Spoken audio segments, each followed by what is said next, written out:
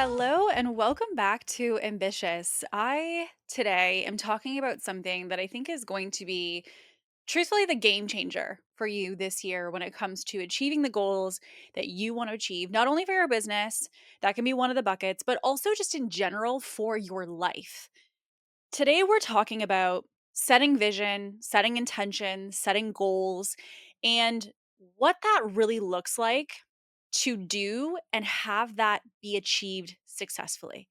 And I think a lot of the time, many of our lives have been centered around different goals. The goals might be to, for some of us, get into a certain school when we were younger. It could be to get married, to own a home one day, to have a certain type of career, to achieve something with our health or in the specific sport. There's so many different goals that we go for. But what really is the differentiator between the goals that we say we want and that we want to achieve versus those that actually come to fruition? And so for me, if you know me, you know that I am somebody who is not going to let something just happen just out of intention, but I want to really have a structure, a way to know how I can be successful at it. I talk about frameworks nonstop on this podcast, and that's because they give us a roadmap. And so what I wanted to do today is I wanted to break down how can we take vision and the destination of where we want to go, and how can we take the goals that we're going for in 2025 and really make sure that we have that roadmap, that we have that plan of how we're going to go and do that. And so before we dive in today, first, I want to say a massive thank you. If you are coming back to today's episode and you were listening last week and the week before, or if you've been binging some of our other episodes, I want to say thank you so much for coming back, and I'm excited to have you here. And also, if someone potentially has sent this to you, or if this is your first time listening to Ambitious, I also want to welcome you to the family, and we're beyond excited to have you here. This is a place where I want you to be able to grow into the version of yourself that you know you can become. And actually, this week, we announced on social media that we were starting a new series called The Becoming. And this was because in 2024, as a very short story intro here, in 2024, I had a really hard year. It was definitely a year that tested me in almost every bucket, if I'm going to be honest. It tested me in friendships, in health, in business, in frankly, everything. And so going into 2025, I feel like I was, 10 times more invested in goals and vision than I ever have been before. And so the becoming was something that, when I thought about all the things I'm going to teach you today and I started to map this out for myself, I realized I don't want to do this alone. I want to share this with other people. I want to help other people to also step into the version of themselves that they know that they could be in 2025, and to give them the tools that would help them to do that. And also the same tools that I myself am using and have used in past years for other goals that I've had. In today's episode, we are going to be covering a variety of different things. We're going to be covering vision and understanding of what is the difference between a vision versus a goal. We're going to be talking about vision boards and actually breaking down some of the science of why vision boards and creating vision boards are so effective for you and for your goals.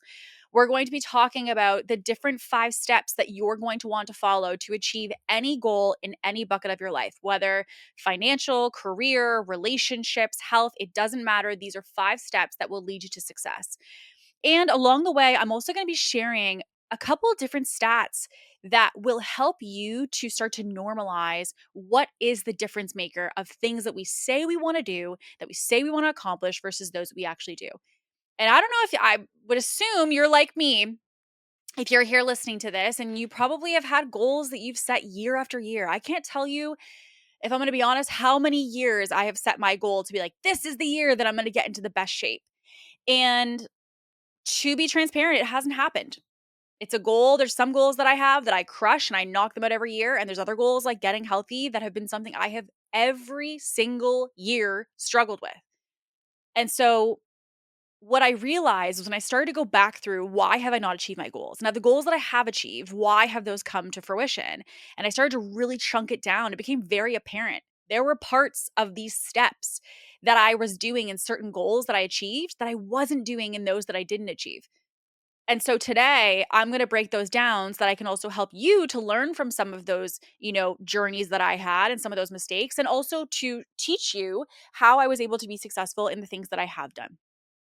So I want to start off with, vision versus goals. Because a lot of the time we hear these words kind of like thrown out, right? Like, here's a vision of what I want for my life. I'm creating a vision board.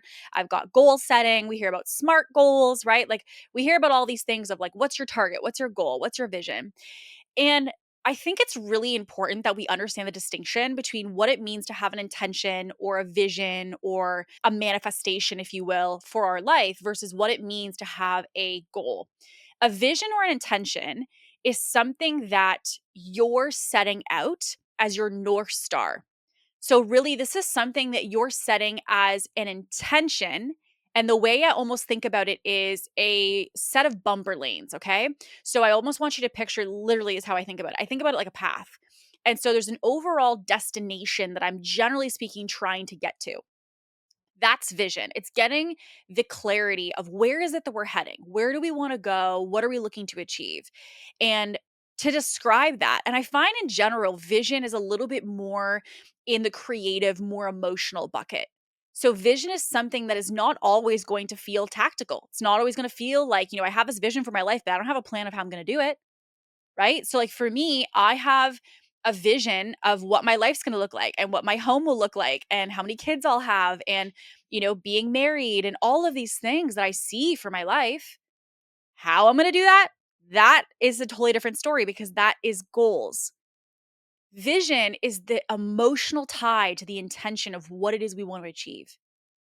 And so you want to ask yourself, what is your vision versus what is your goal? And how are you maybe potentially grouping all those together? And could that be a reason we're lacking clarity and lacking movement?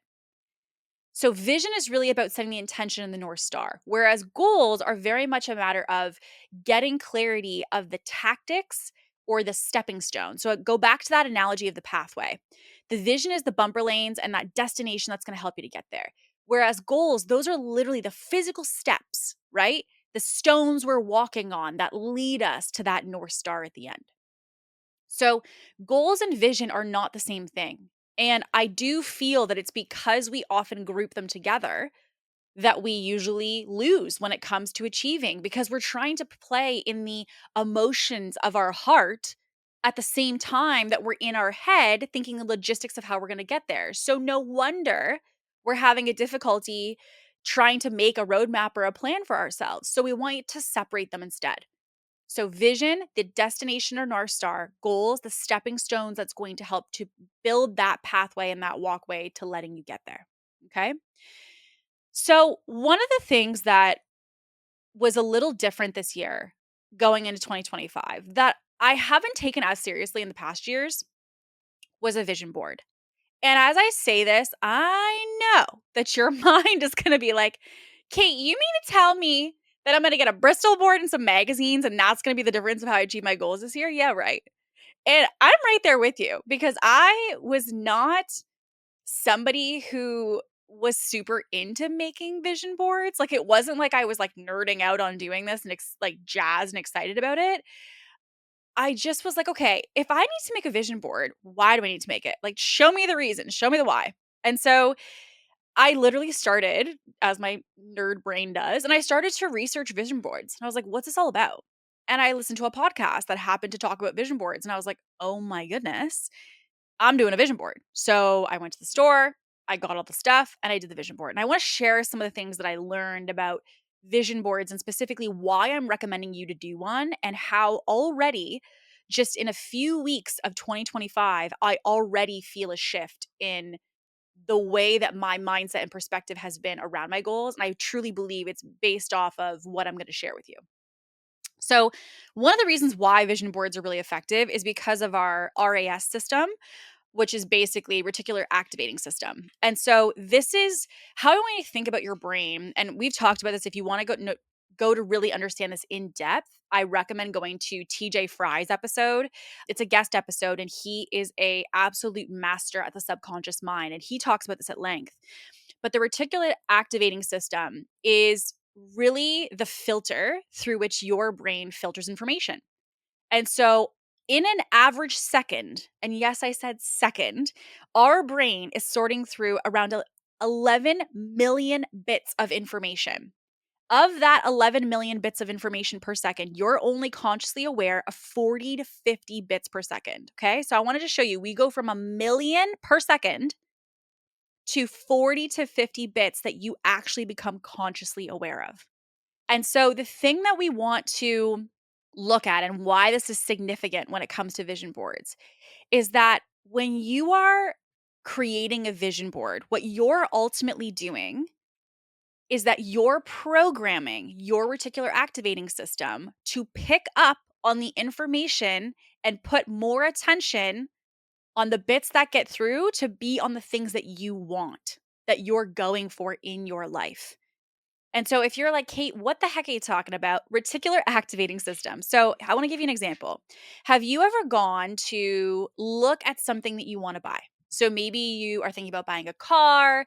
Maybe you're somebody who's eyeing a specific trip somewhere and you feel like everyone ends up going to that destination all of a sudden, or you see that car everywhere on the street, or you're looking at a specific something that you want to invest in. And before you know it, you're seeing it everywhere. That's not a fluke.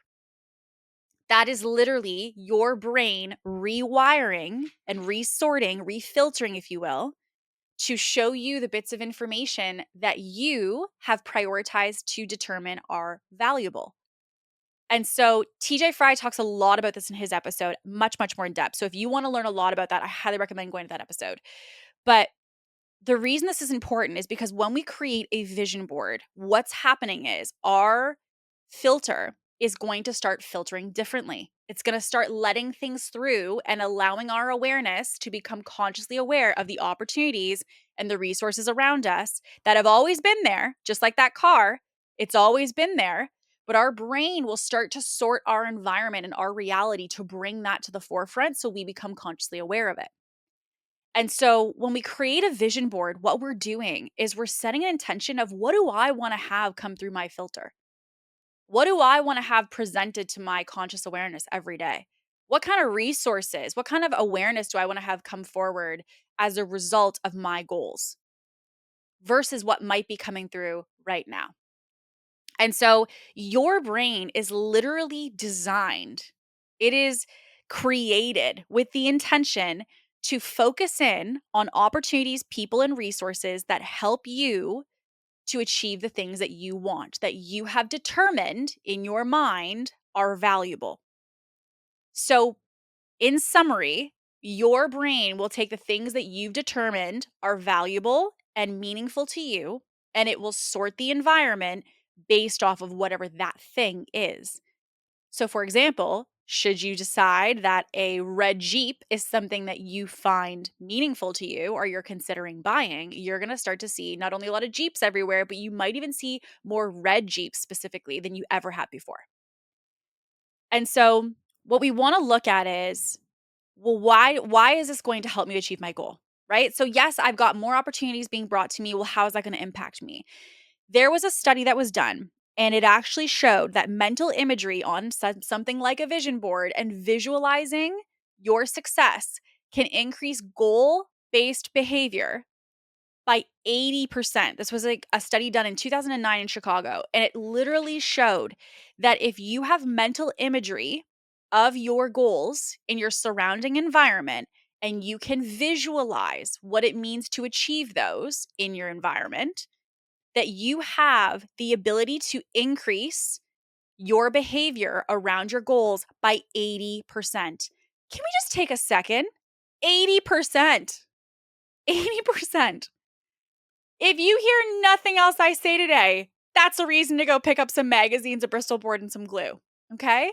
So, like, this is why when I dove into this, I'm like, oh, okay, to the store we go. Because I didn't want this to just be something that I was doing that was just going to sit in the side of my office. I was like, is this really going to help me? And as soon as I saw that, I was like, oh, okay, here we go. The other thing that I found was interesting as well was how our vision boards are actually creating and reinforcing what we want in our lives. And so basically, when you have a vision board, you are programming your goals in your environment every single day. So, with this, the affirmations you have around your goals, the positive reinforcement of your goals in your environment and planting those in your environment increases what they call self efficacy. And basically, studies found that people who have high senses of self efficacy are more likely to persist through challenges and stay motivated through their goals. So, self efficacy, for anyone who's not familiar with this, is basically the belief that you can accomplish and achieve the things that you desire to do. So, let's simplify this even more. If you have a vision board, you're increasing self efficacy. If you increase self efficacy, it means you're increasing your belief in your ability to achieve the things that you want to do. And by doing that, studies have shown that it is those individuals who are more likely to persist through challenges and stay motivated. So, just by having your goals in your environment, you're going to increase your belief system that you can do it. And as a result, when you're faced with a resistance along the path, which you and I both know is going to happen, you're more likely to persist through those challenges and persist through those resistances because you have that belief. But that belief got there because of the vision board. The vision board and planting those positive affirmations in your environment is what created the self efficacy. So, vision boards reinforce the belief of what you're capable of achieving. They are the constant daily reminder of what you have the potential and the ability to achieve. Okay. So I'm sure by this point you're starting to pick up on why I was like, okay, vision boards, here we go, because this was something that blew my mind about literally how it changes our behavior, how it changes our psychology, how it changes our brain. And to changing our brain, this was the last one that put me over the edge, as in, like, I couldn't get to the store fast enough. Neuroplasticity. And this, I'm not going to get into the nuts and bolts of all the science side of it. I want to talk about the impact of it and the basics of it being that visualizations, such as seeing your goals on a vision board, can actually rewire the brain and strengthen behaviors and habits that support achieving that goal. I.e., to simplify, the more that you have the ability to see and tune into the vision and the goals that you have. Neuroplasticity is basically the process of your brain changing the way that it's wired because of that to tune into your goals. Is this not mind blowing? Like when I dove into this, I had no words. You mean to tell me that when I dive into my goals and my vision, my brain is literally going to rewire itself the more reps I put in, the deeper and deeper wiring I'm going to be creating in my brain to help me to achieve those things? Like, it's just such a no brainer. It's such a no brainer. And so, again, we go back to it's sorting your environment. It's deepening the belief that you have, which helps you to have a higher level of belief when challenges occur. And it's literally changing the wiring of your brain. And so, here's what I did.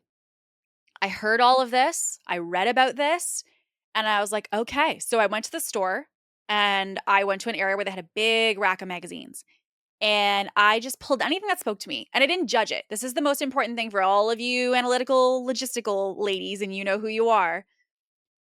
You may go in and say, "Well, I don't know if there's something in that magazine for me, or I don't know if that if I desire, home and garden, what's that gonna be about? Maybe I don't want anything there."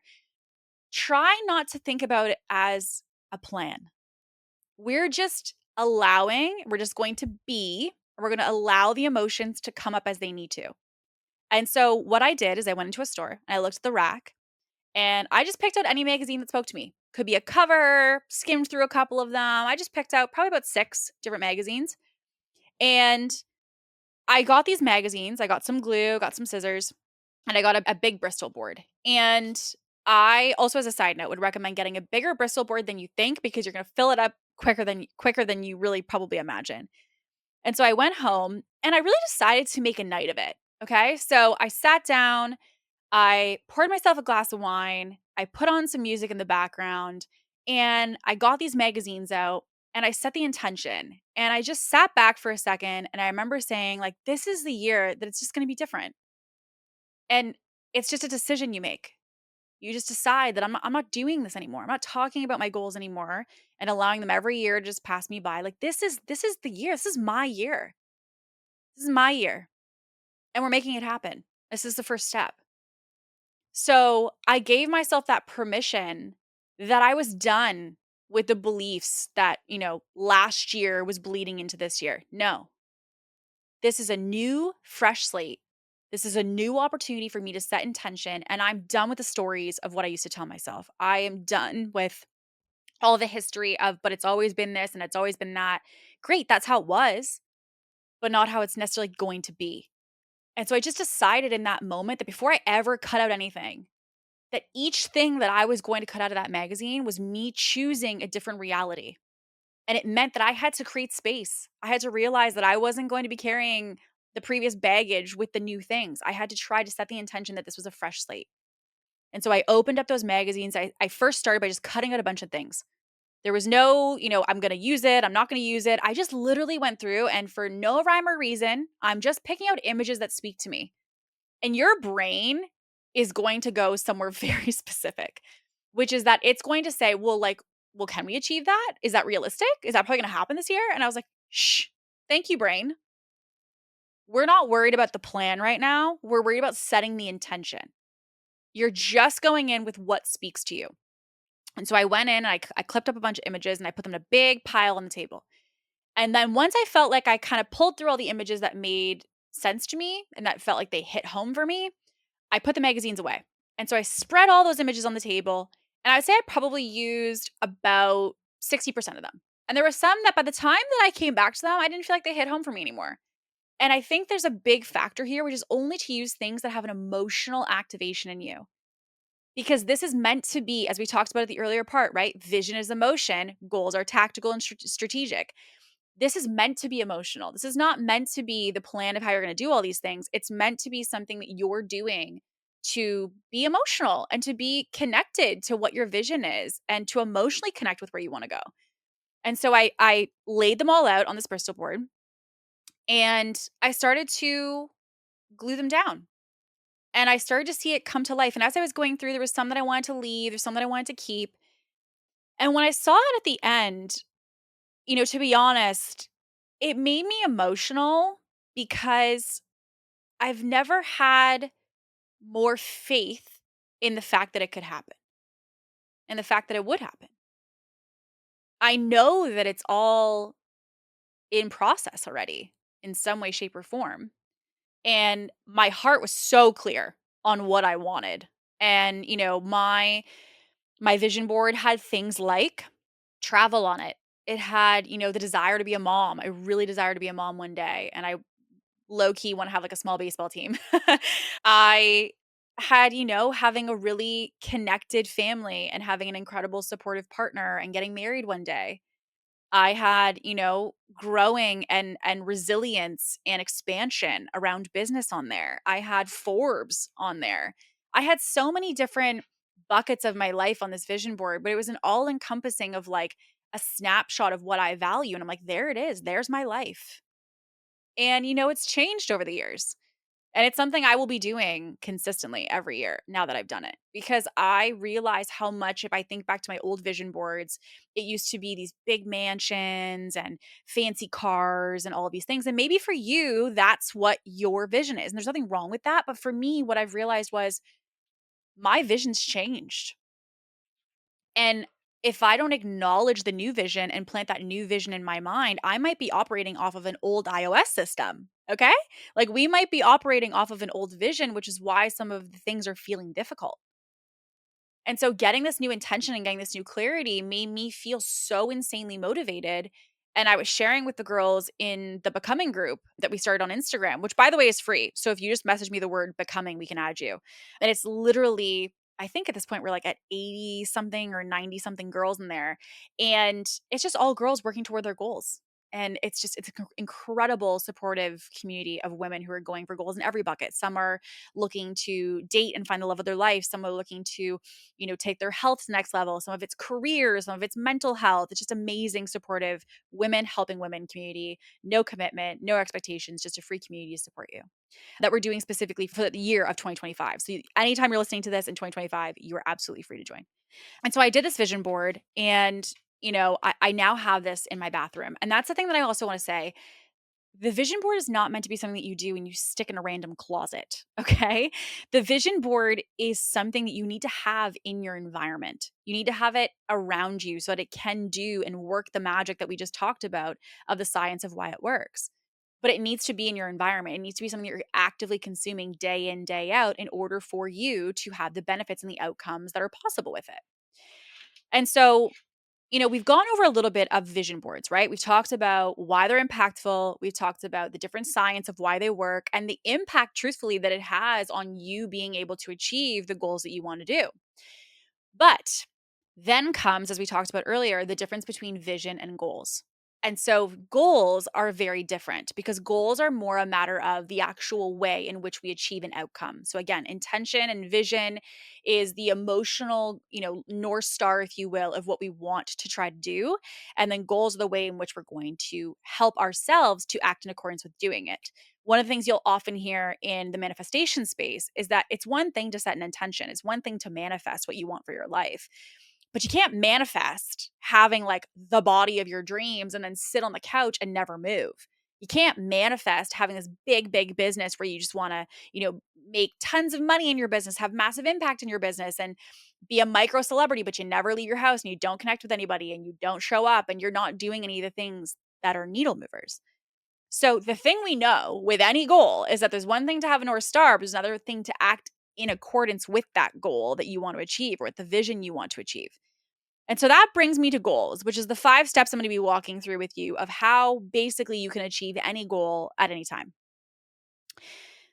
One thing that I want to note before we dive into the steps is that if I have learned anything about the goals that I've achieved, it's the fact that you really kind of have to fake it till you make it.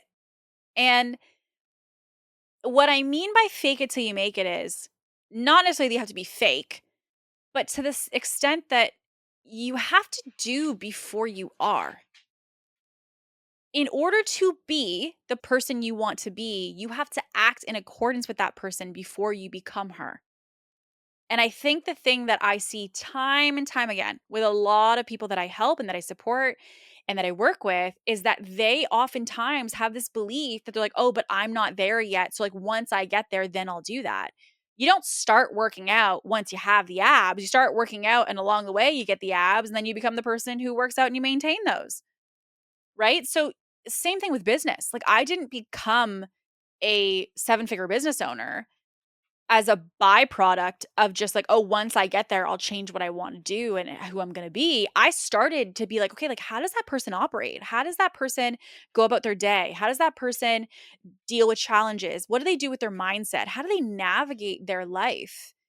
And it was only once I started to act in accordance with the version of myself that I wanted to become that I actually became that person and that I started to achieve those goals. And so, I often talk to clients and even friends and peers, and the constant quote that I say is, show me what you're doing today and I'll show you where you'll be this year. Show me what you're doing today and the actions you're taking, and I will show you who you'll be this year. And that is because the easiest evidence that we need to determine where we're going to end up is who we are and what we're doing and the actions we're taking day in and day out. And so the thing I will assure you of is you're going to have to do the actions before you ever become the thing. You're going to have to go to the gym and hate every second of it. And I'm right there with you right now. You're going to have to go to the gym and hate every second of it before you become that Fitspo that you want to become. You're going to have to, go and put in the grind at school, for example, if you're somebody who wants to have that specific career that you need a education for. You're the person who's going to have to put in the reps if you're somebody who wants to be that 7-figure business owner. It doesn't matter what it is, you're going to have to do before you become. And so it's not a matter of be, do, have. It's a matter of do, have, be. And so it's really looking at, well, okay, how do we do that? What are the steps that we take to achieve that? And so what I am breaking down today is I'm breaking down the 5 steps to achieving any goal. And these 5 steps are going to be everything that you need as your roadmap to achieve really any goal that you have for yourself in 2025, regardless of the bucket that it's in. Step 1 is to actually be clear on what is your why around your goal. And the amount of superficial surface level whys that I hear, even when someone comes to me in business and they say, like, hey, I want to be a $1 million business. I'm like, great, why? $1 million is a surface level number. That is not why you want $1 million. You want it because of something much deeper inside. Could it be because of, fame and being acknowledged? Could it be because of, wanting to have more impact? Could it be the fact that like I really see myself like being an author and being like this like massive celebrity? Like what is that thing? But there's something deeper than just the surface level of like, oh, I want to hit X amount of money, right? So, having a deeper why is really, really important. And I actually was pulling up a stat on this. Research has found that goals that are tied to intrinsic motivation, i.e., having more emotionally meaningful goals, had a 55% higher chance of being achieved. That was a study that was done in 2000. And a 55% higher chance. Let's just take a second, okay? So, when you have an actual why that is emotionally motivated around a goal that you have, and you tap into what that is, you are 55% more likely to achieve the goal that you're stating. 55%. It's a lot. And so I want you to ask yourself literally, why? Why do you want to achieve the thing that you want to achieve? So for me, when I think about, for example, I'll just share some of mine.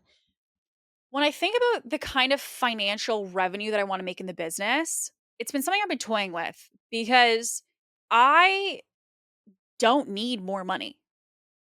Like I don't. Like I have I'm very happy and fulfilled with my life.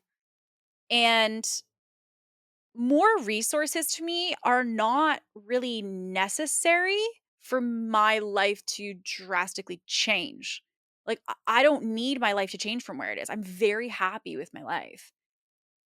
But the thing that I am actually motivated by when it comes to money is the fact that if I wanna have the life I want when I have children, there's a certain life that I wanna have. I wanna be able to have them be able to go on trips and not be worried about anything financially. I want to be able to have somebody who helps me at the house because as I said, I wanna have a small baseball team. I wanna have somebody who can help me at the house so that I can, you know, maybe not always be running ragged all the time trying to get everything done between, laundry and cleaning and being a parent and parenting your kids and then also working and then being a partner. Like I definitely want to have the ability to have help.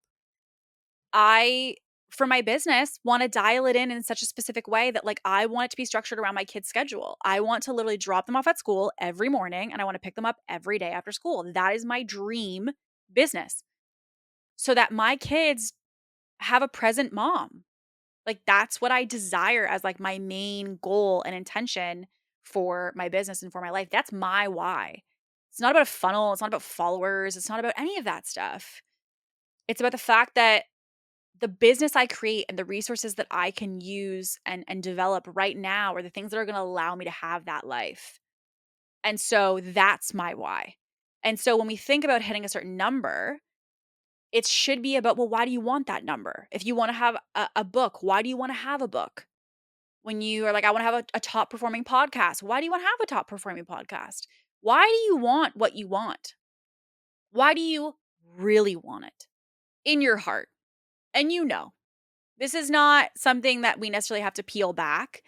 If you say you want $1 million, my first question would be, well, what are you going to spend the $1 million on? That's your why.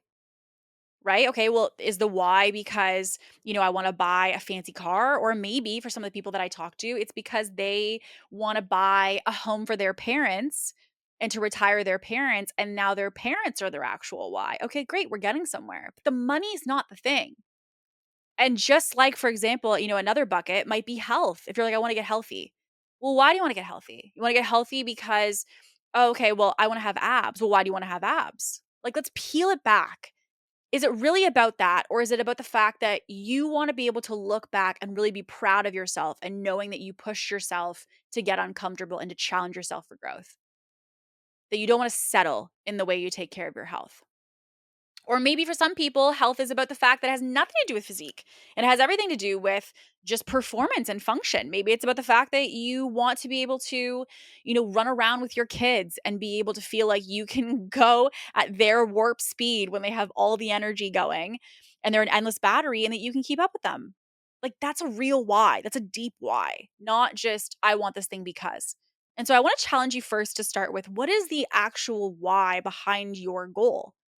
What is your goal? And with this, what is the why around it? Why do you even want to achieve that? And you have to have that because if you don't, as I said earlier, 55% if you do. So, do you really want to be the other half, right? Do you want to be the other 45% of people who are not likely to achieve their goal because they haven't really connected it to any deeper why? So, step two is to define success and define the outcome. This is something we talk about all the time in business. And in business, we often discuss, like, let's just say you have a marketing goal. One of the first things that I'm going to have you do is say, define the outcome. So if you're like, I really want to get better at marketing, okay, well, what does getting better at marketing look like? Or if I want to get healthy, what does getting healthy look like? Like, what does it mean for you to have achieved it? So, like for me with this podcast, like when I wanted to create a podcast and that was my intention, the why around it for me was the fact that I wanted to have an opportunity to get really personal and just be raw and unfiltered with the people who were looking for support and looking for help. And that I also wanted to have the ability to impact and connect with more women. And so define success was getting a podcast up and having episodes that someone could listen to. That meant that I had a podcast, right? I was like, I got to be on YouTube. I got to be on audio. I got to be on wherever somebody can listen or watch me. And that means that, boom, I've got a podcast. And so you have to define what is success, which basically means what does it mean when you have achieved it? Give me a picture and paint me a picture of what that looks like in as much detail as you possibly can.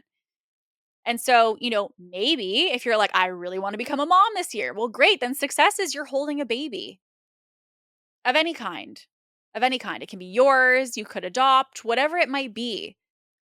But it could just be like, I want to have a baby that's mine in my arms. Okay, great. That's defining success.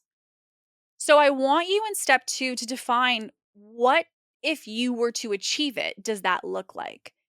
And I think a lot of the time, because we're so vague with the way that we approach goals, we don't really know if we're making progress toward it because, frankly, we don't have a pinned destination of where we're even looking to go. We don't even really necessarily know if we've achieved it because we never defined what achieving meant. And so we have to know when we've achieved it. How do we know we're there and give it as much color as you possibly can? So, step three is going to be getting a plan and, most importantly, having a backup plan. So, a plan in the sense of a roadmap of how are you going to do it. And if I hear one more person who says, like, oh, well, I don't know how to do that. I don't know. Like, I have this goal, but like, I have no idea where to start. I wonder where we could look. Hi, Internet. Hello, ChatGPT. Hello, YouTube. Hello, possibly if it's still around TikTok. Hello, Instagram. Like, there's so much information on the internet that is readily available to you. Go to the bookstore, listen to a podcast.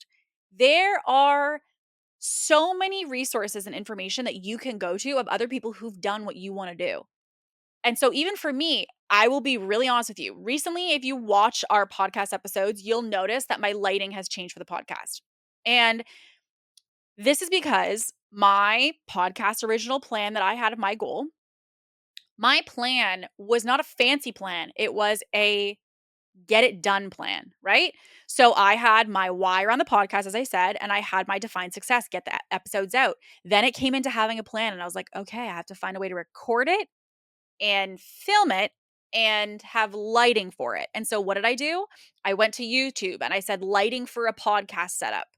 Studio setup for podcasts. And I literally watched YouTube videos after YouTube videos about lighting and cameras and which camera you're supposed to get. And there I found a video of an incredible woman who was like, here's my entire podcast studio. And I was like, amazing. And so what did I do? I pressed add to cart. I went through her entire list and I pressed add to cart for her entire podcast setup. And I had that shipped to my house. And it wasn't expensive at the time. It was really something that was, the lights were probably, I would say, like $30. Like they weren't anything crazy. Come to find out, hence why my lighting setup now is different. 50 something episodes in, we have a different setup now, but that's because I wasn't looking to get fancy. I wanted to be functional. I'm like, I just got to get recording. I need to get some episodes out. And so my plan was to basically go research and look at what other people had done for their setups and go do that. Look at their blueprint. Great, go. I went and I researched other people's podcasts and said, okay, well, the title, like how much does SEO impact the title and how much it's discovered? And, what are the different things that people do to get people to subscribe to their show? Like I went and I looked at the people who already had the plan. The idea that you can't do something because you don't know how in this day and age is not an excuse. You could literally type into ChatGPT for a health goal, give me a couch to 5K plan that involves me going on walks 3 times a week or walking or running 3 times a week and has me running a 5K by X date from today. Boom, click submit and it will send you a plan. There's no reason that we should be stuck on not having a plan when so many people have done the thing that we're looking to do. And this is the exciting part to me about business, about health, about anything. Like, I genuinely think for me, I just don't really take no for an answer. One of my goals, which it's hard for me to say out loud, is I really want to run a 10K by the end of this year. Can I do that right now? Gosh, no. Gosh, no. No, I can't run a 10K. I can barely run to the stop sign right now, right? Like, I'm not going to run a 10K right now. But for me, I just built a plan. I literally have a training plan to go from couch to run a 10K by the end of the year. I've got 12 months to do it. There's no excuse if I stick to the plan.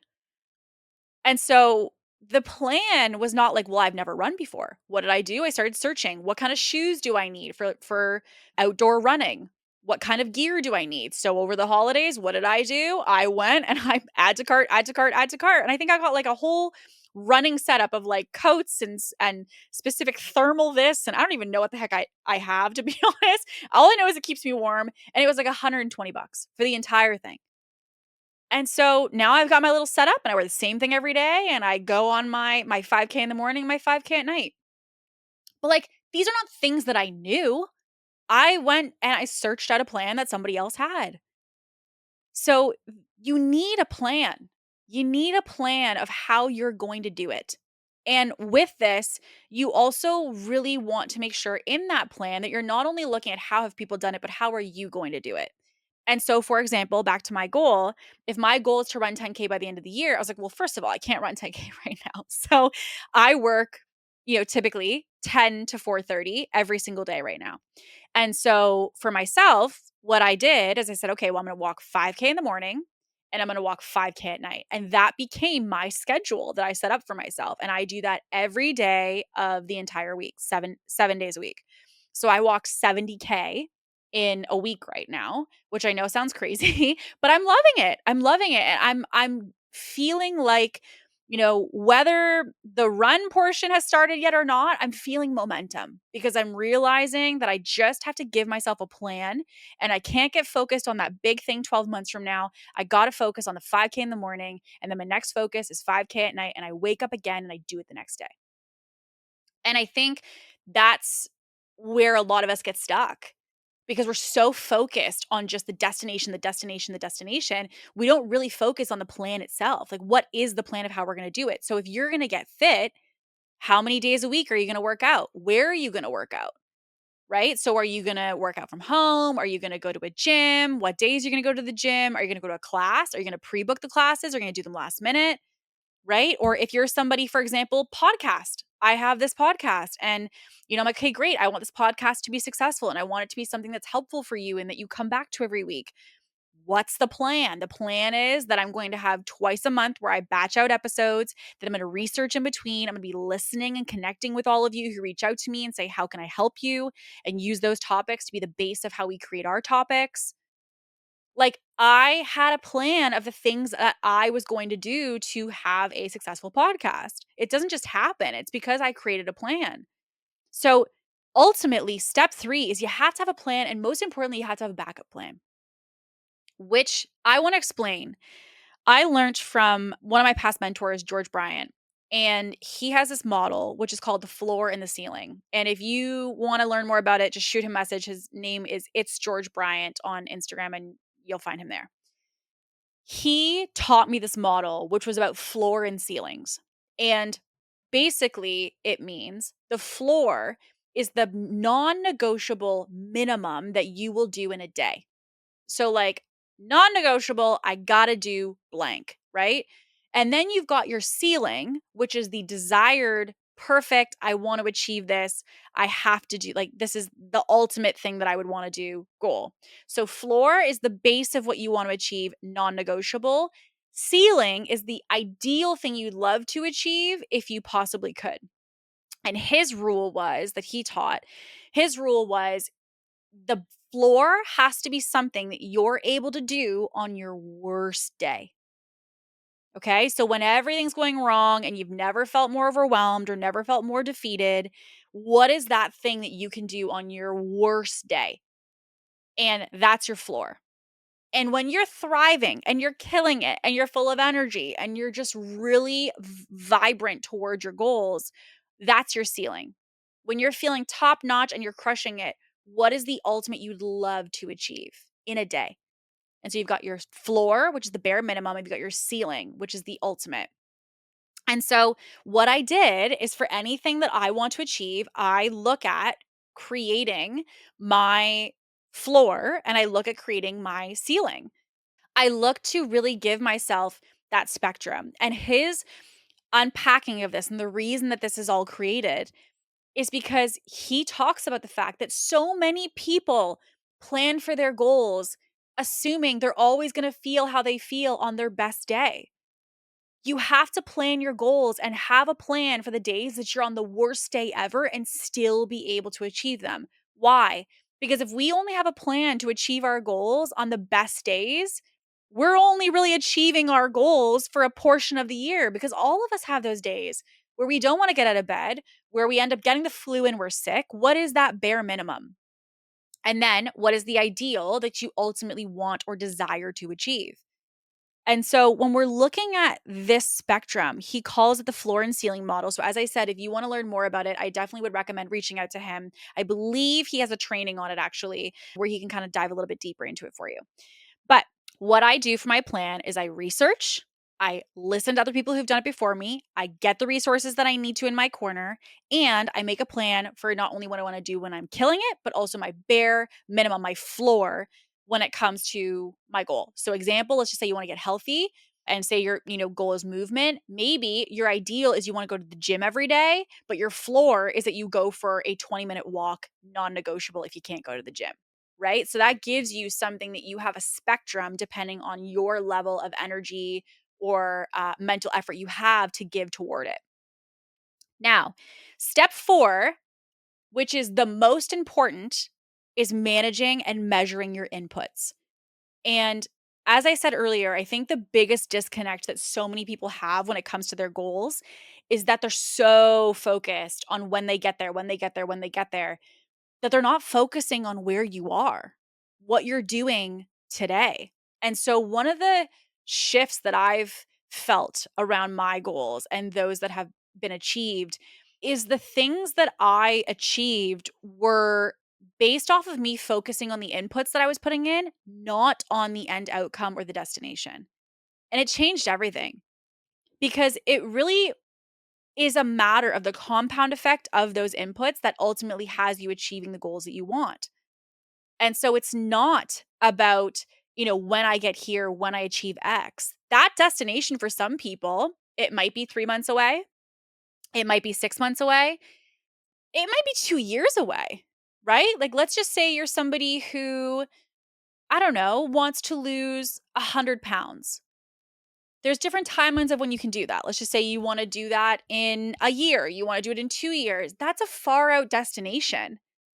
And so we can't just be focused on the destination, but we have to be focused on, well, what am I going to do about it today? And literally every day deciding how you're going to act in accordance with that. And so for me, as I said, my 10K is at the end of the year, but all I can do today is go for the 5K and focus on realizing that the 5K in the morning and the 5K in the evening are the differentiator of what is ultimately going to help me to be able to do that at the end of the year. But I can't focus on the 10K. That's way far out from me. What I have to focus on are my inputs. I'm focused on my sleep. I'm focused on my nutrition. I'm focused on my overall like recovery of my body. And I'm really focused on following and sticking to the inputs. What are the things that I can measure? I can measure, and focus on the things that I'm eating and how I'm filling my body with nutrient dense food. I can focus on the distance that I'm doing. I can focus on the hours and the amount of sleep I'm getting. Those are things that I can actually give myself as a focus every single day. So I want you to ask yourself, what are your inputs? What are the things that you're going to deposit in the bank every day toward that goal that by the end of the year will give you the funds you need to claim it, to buy it, to get it? What are the inputs? Those are the things that day in, day out are going to move the needle for you to achieve that thing that you want. It's not just sitting in what you want, but doing the actions that align with the things you want to achieve. Again, remembering our quote, show me what you're doing today, and I'll show you who you'll be this year. Maybe even today, as you listen to this, have you acted in accordance with your goals? Have you put in the inputs and put in the reps for the things that are going to move the needle to eventually get you where you want to go? And here's something I want to say. The reason I say backup plan and that you have to think about not only your best day, but also the worst day, they're going to happen. It's inevitable. It's coming. It's not a matter of if, it's a matter of when. The bad days are going to happen, but it's actually going in with the mindset of knowing that and acknowledging it that's going to help you to achieve your goal. Because now you've gone in to acknowledge that it's going to be difficult. I think part of the issue, truthfully, in some of the old goals that I had around my health was the belief that it was going to be easy. And I think so many people, myself included, depending on the goal, I struggle with, I've talked to even other people in my circle about why am I so good at certain things and achieving them? And it feels so fun and easy. And other things are so difficult. And I realized my achieving of the goals was directly correlated to my perspective of the experience. Like in business, I go in knowing it's going to be hard. I know I'm going to have problems. I know I'm going to have fires. I know I'm going to have things that come up that I got to solve and got to fix. That's just the game. But I was like, wait a second, why am I not taking that insight and applying that to the other goals in my life? Why am I not applying that insight to getting healthy and realizing, hey, yeah, the workouts, they're going to hurt and you won't be able to sit down to pee for like 2 days, right? Like that's going to be part of starting to move your body when you haven't been working out. It's going to suck to eat some of the foods that maybe don't taste quite as good as the plate of brownies that I ate, but are things that are going to help me to get toward my goal. Right? So I had to change my perspective with the process. And what I realized was in business, the things that I was crushing, those came from me having the expectation and being okay with realizing it was going to be hard. But yet, for some reason, when it came to health and fitness and anything in that realm, I just assumed that it wasn't going to be hard. It was going to be easy. And so then what happens? You get faced with resistance and you're like, what the heck is this? I hate it. And that was something that, if I'm going to be honest, I just realized like, I do hate it. And I want it. Like, it's gonna sound so weird, but, like, I think what was killing me was this, like, toxic positivity about the tough stuff. It's freaking hard. Like, I got up the other morning and it was -17. What? It was -17. I couldn't believe it. It was -17 and I thought, "Oh, no. We're not getting out of bed." I was, like, there for, like, 20 minutes negotiating with myself. Yeah, I have those mornings too, by the way. And so, I was like, "I'm not going outside. It's -17. This is crazy." And I was like, "Right, but I'm supposed to do the thing that I don't wanna do to have the life that I ultimately want." Because the things that are easy never give you the life you want. And so the things that are hard give you the life you want, which tells me that I'm right on track. So, hence, go outside. And I got all bundled up and I got all my stuff on. And I was like, for the first 10 minutes, I was like huffing and puffing. And I was like, I don't want to do this. This is so stupid. I hate this. But then I started kind of getting flow and I had a podcast on and I was walking. My body started to warm up and I was like, okay. And the snow started to fall. And I was like, all right, here we go. This is good. We got momentum. But it took a lot. I'm not gonna lie, it took a lot for me to get there, and that was because I just expected it to be easy. Not even easy, I expected it to be enjoyable. I knew it was gonna be work, but I expected it to be enjoyable work. And there's just I've heard this from Rachel Hollis, so this is definitely not mine, but she talked in a previous piece of content about embrace the suck. Realize that it's gonna suck. Like, the thing that you're trying to transform into and the thing that you're trying to achieve, if you're like, "But Kate, it's so hard." Yeah, it sucks, but embrace the suck is the motto that she says. Embrace the suck, embrace the fact that it's hard, embrace the fact that, like, this is what we signed up for, and so I will tell you right now, I sometimes get up and I just look disheveled in the morning. I get right out of bed, throw on sweatpants, and I go outside, and, you know, I as I said, sometimes leave the house and I'm like, "I don't wanna do this. I don't wanna go on this stupid walk right now, it's so cold." And I let it out and I acknowledge it. But then I embrace, "You know what? This is hard and it's so difficult and it's annoying, but I'm gonna do it because this is what I want. It's what I said I wanted, and I'm gonna honor it." So the inputs matter, right? Like, if you wanna have the savings account at the end of the day, you gotta put in money every month. If you are somebody who wants to see your life change, you gotta put in the reps every single day. And so the inputs are the thing that you actually wanna have super micro focus on, that you really wanna measure. When we talk about SMART goals, right? SMART goals have a big aspect of them being the fact that they are measurable, meaning that you can actually measure your consistency. And so, like, for me, I have an app where I track my progress for my health. I have a tracker on my watch where I track how many kilometers I have per day. And before I lay my head on the pillow, I have to hit 10 kilometers a day. And so, like, I have these ways that I'm able to effectively measure the ways that I'm making progress on my goal. And so I'm not focused on the end thing. I'm just focused on the daily things that I actually can move the needle in. Step 5 is to get accountability in place. And one of the things that I've learned in my journey as a business owner is that transforming and having a transformation and having clarity and having breakthroughs is one thing, but it's so different to be witnessed in it. And it's different to have someone else in it with you. And so one of the things that I often, would really recommend to people is setting a goal and being public about it. Right. And like even the becoming, as I talked about, our free Instagram group, which, by the way, if you want to join, message us the word becoming. Basically, what we do is we add you to our Instagram group. It is all women just like yourself who want to achieve their goals. We state our goals, we support each other, send each other resources, podcasts, and just cheer each other on along the way. It's absolutely incredible. But the reason that I did that was because I know the impact of public sharing of goals. And I want to share this with you. A study found that people who set public or outward goals, they share it with others, they have a visual goal that they can share with another person, or it's public in nature, were 42% more likely to achieve them than those who kept their goals private. So I'm going to read that again for you. Those who set public goals and share them with others are 42% more likely to achieve their goals than those who kept their goals private. This was a study done in 2016. 46%. So I'm like, okay, tell everyone I know. Tell everyone I know that I'm trying to get healthy. Tell everybody I know that I'm looking to do XYZ as my goal. Why? Because now what I'm doing is I'm planting my goal in my external environment for also other people indirectly to hold me accountable as well.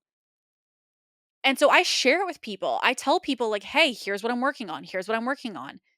And then I also sometimes have people who are in it with me. Like, I had somebody who was in it with me who was also doing and tracking, and I realized that they were making more progress for me. This was also something that I wanted to share with you, which is the basis of the social comparison theory. This was created a long, long, long, long time ago, which is 1950s.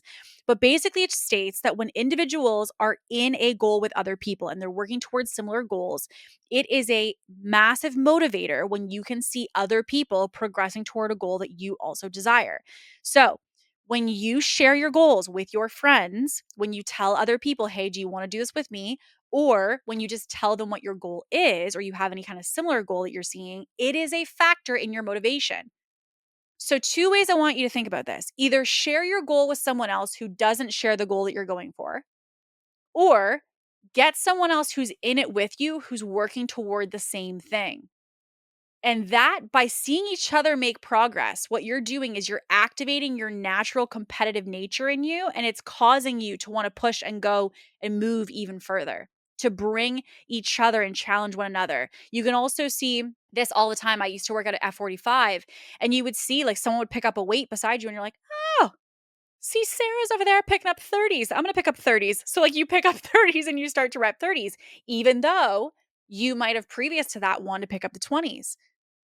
Now, that's something that is the competitive nature and also the motivational nature of group workouts, right? When you see other people pushing and you're like, oh, I got nothing left. And you look beside you and they're repping it out. And you're like, okay, here we go, right? Like it really motivates you. That's why people love group classes. So this is literally based on psychology. It's not just my opinion. This is based on psychology. And so it really, to me, as step 5 is giving yourself an aspect of accountability. Do not keep your goals private.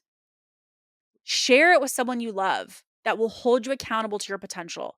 Let other people know and talk about it as much as you can. I'm doing this and I'm doing this and I'm doing this. Why? Because it's planting it in your subconscious. It's also, because it's in your subconscious, filtering your environment to give you resources, information, and awareness of the ways that you could use those things to achieve that goal. Okay? So, as a review for you, the steps are: number 1, set the intention and get a very clear why. Number 2, define success of your goal and define what it means once you've achieved it. Step 3, get a plan and have a backup plan. Not only the original plan and doing research of how you're going to do it, but have a backup plan if that plan should not work. Step 4, focus on the inputs you're putting in daily and manage those and measure those. And step 5, get someone in your corner to be accountable either with you in the process or that you are accountable to by vocalizing your goal with others. Do not have your goals be private.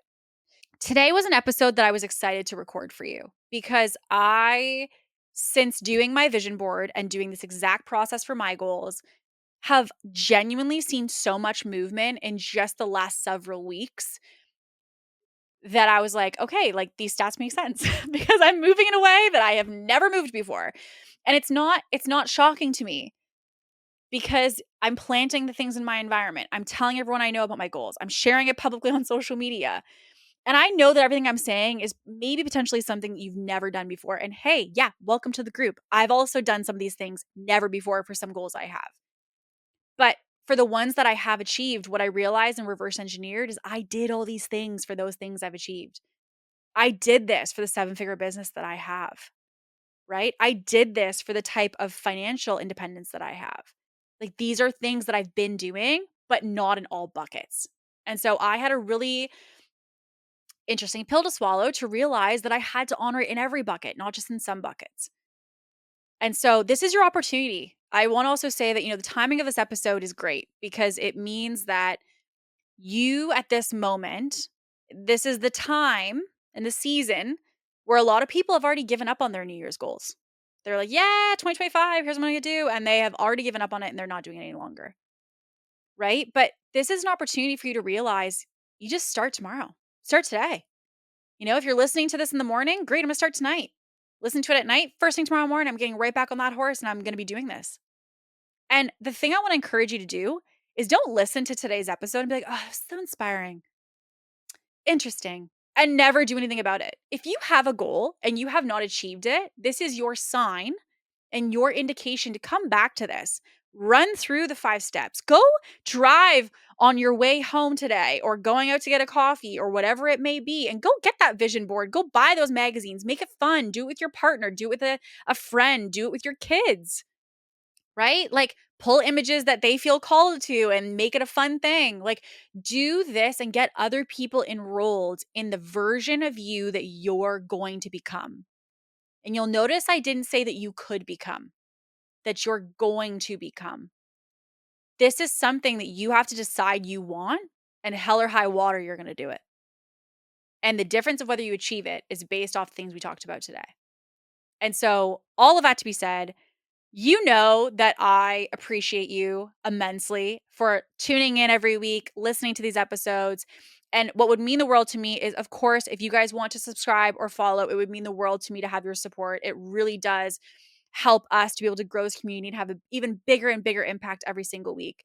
But what I also would love is to hear from you and just to hear what landed today. What maybe, if you want to share with me, what are some of the goals that you're working toward? What are some of the things that you're looking to achieve? And as I said a couple times today, we do also have that free community. So we have a Instagram messaging community. If you are somebody who's like, listen, after this, I realized I'm doing it, I'm going for the goals. All you have to do is message me the word becoming. The Becoming is a community that we have that is completely free for women that are looking to go and tackle their goals this year and really step into the level of the individual that they want to become in 2025. And so if you'd love to be added to that, just message me the word becoming. I will add you right away and we'll get you integrated within the group to start to work on those goals that you have. So, all of that to say, my friend, I love you to bits. Thank you so, so much for tuning in. I appreciate you listening. And with all that being said, I will see you next week. So, as always, stay ambitious.